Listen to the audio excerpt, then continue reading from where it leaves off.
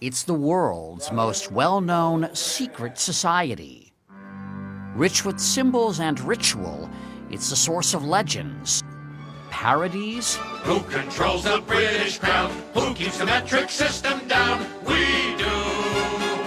We do. And conspiracy theories. Because so much organized crime uses the Masonic secret system and the good old boy network to be able to get away with murder. And I mean murder. Welcome to the world of Freemasonry. True or false, the Masons are a secret society? No, that's false. UCLA history professor Margaret Jacob is one of the world's leading experts on Freemasonry. True or false, Freemasonry is a religion? No, it's false. True or false, Masons were behind the American Revolution? False. False, false. Okay, but what about on the dollar bill? The eye and the pyramid? Yeah. I mean, that's Masonic, right? No, everybody says Masonic. In fact, it's a commonplace in the 18th century, that particular set of symbols. True. Freemasons laid the cornerstone of America. Well, at least some of its most iconic structures. So what is Freemasonry? Simply put, it's the world's oldest and largest fraternity. Its membership a who's who of world history. George Washington, Benjamin Franklin, Winston Churchill, Mozart, Davy Crockett, Franklin Roosevelt, Harry Houdini, Gerald Ford, Henry Ford, John Wayne, even Colonel Sanders. If you want to be a Mason, you can petition a local lodge for membership. You'll need to demonstrate good character and belief in some sort of supreme being. Oh, and in almost all lodges, it's men only. Next, you're up for a vote, says New York State Grand Master James Sullivan. The lodge votes to accept you, and then you have the 3 degrees that you go through. Once you earn the 3rd degree, and yes, that's where the phrase comes from, you can join any number of Masonic offshoots. Take Brent Morris. He's a 33rd degree Mason and a historian at the House of the Temple for the Supreme Council of the Scottish Rite of the Southern Jurisdiction. You know, it's that big building in Washington, D.C.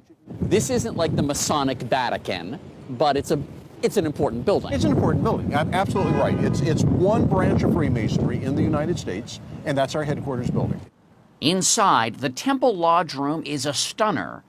And downstairs, there's this. This is the flag that Buzz Aldrin took to the moon with him. This flag, Supreme Council 33 Southern Jurisdiction, went to the moon. Wow. Now, if tiny hats and small cars are your thing, then there are the party animals of Freemasonry, the Shriners. You may know them better for their 22 children's hospitals, where patients don't have to pay a cent. The Masons are philanthropic. They reportedly donate $2 million to charity every day.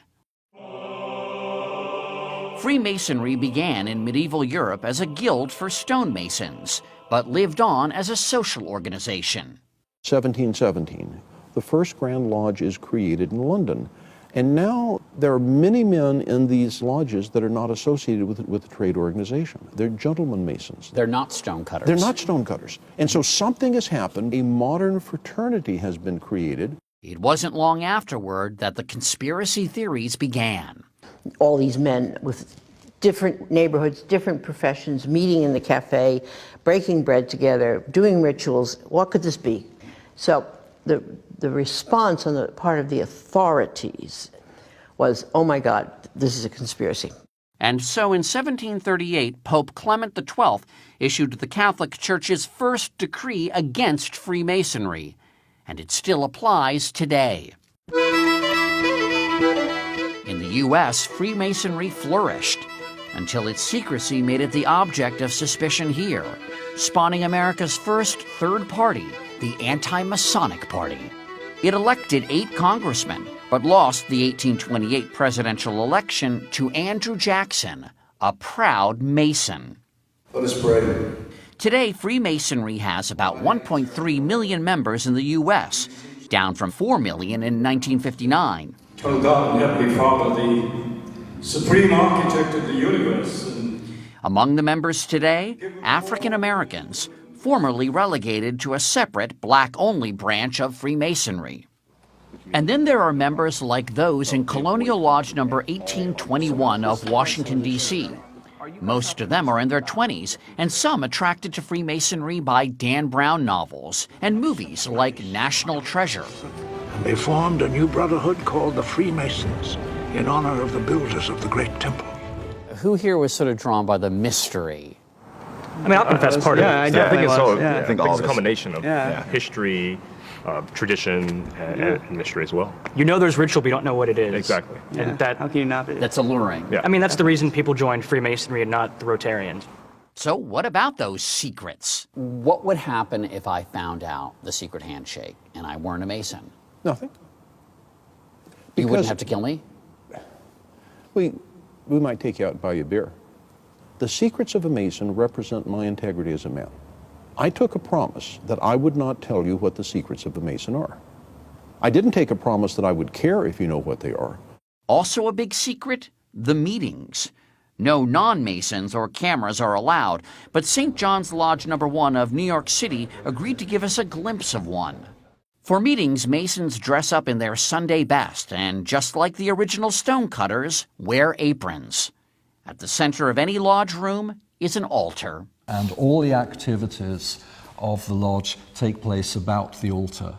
Piers Vaughn is the lodge master. Would people talk about religion here in a meeting? Absolutely not. There are certain subjects which are prevented from discussing within the lodge, and religion is one, politics is another. Religion and politics. Someone said that Masons were raised right. Yes.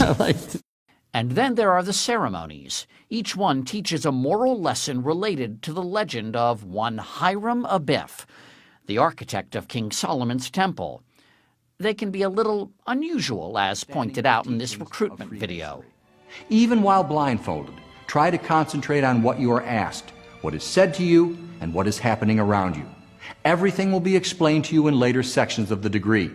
When a candidate comes in through the door, he's blindfolded because symbolically he's in a state of darkness, because Masonry is all about moving from darkness into Masonic light. That it's about being unenlightened and then enlightened?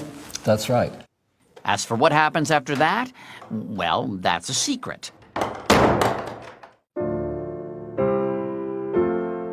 But for members, Freemasonry is about something much simpler. I have met a group of men that I enjoy being with. These are people that I go out to dinner with, we socialize together. They're guys I like to hang with. They're my friends.